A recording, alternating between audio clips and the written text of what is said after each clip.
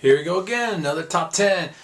This time, like I said last time, it was going to be about something I liked from my adolescence, from my teenage years, to my early adulthood. And that is Japanese anime. I started watching anime probably mid to late 90s. And I really got into it definitely in the late 90s, early 2000s. And that's when I was like my big anime fandom. So for this list, this is going to be my top 10 favorite anime. Now, this is stuff that some of you may have known, some of you may not. This is just my list. Let me know some of your favorite anime in the comments. So, here we go. Number 10 is Neon Genesis Evangelion.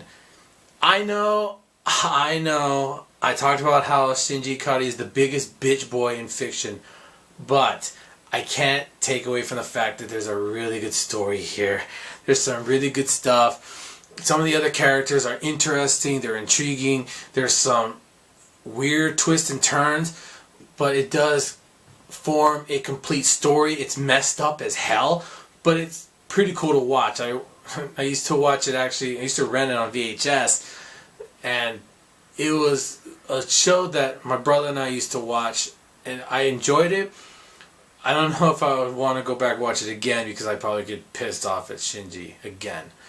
So yeah, definitely something you could probably watch a couple of times, but I will admit, Shinji will just piss you off.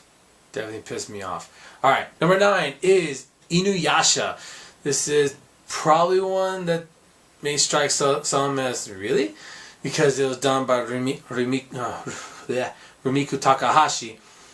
And this is about a high school girl that gets sent back in time, and she meets this dog demon that had been imprisoned on a tree. They're trying to find the shards of this crystal that can power people up or change people into demons, or even maybe a demon into a human, that sort of thing.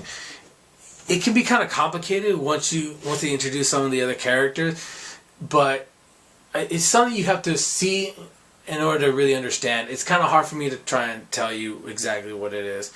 But I had fun with it. The English voices, this is when the English voices are starting to get better in anime, because before they were pretty bad. But this is one that had some good voice acting, interesting characters. I chuckled at the characters, some good action sequences. And so I definitely, if you're willing to try and watch something that's very long, it's also something you should check out, because there are a lot of long anime, and this is one I think some people might just not like too much because there doesn't seem to be a definitive end. I'm going to talk about that sort of thing later on. Alright, but definitely some good stuff in it. Number 8 is One Piece. It's still going on. And so is the manga. I read the manga more than I read the anime now, and I watch the anime now. But there's some good stuff on it.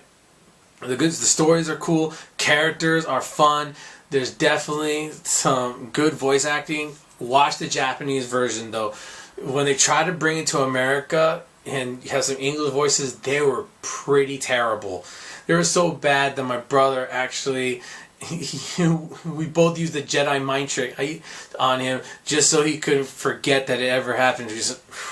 Yeah, it never came to America. Just watch the Japanese with the English subtitles. You're better off that way. Yeah, but still a good anime, but definitely one that you should watch the original Japanese in. Like I said, good characters, good voice acting, and yeah, I enjoy it. Number 7 is Tenchi. Now, there have been 3 Tenchi series, so which one is my favorite? I have to say it's Tenchi Universe, as it's called in America.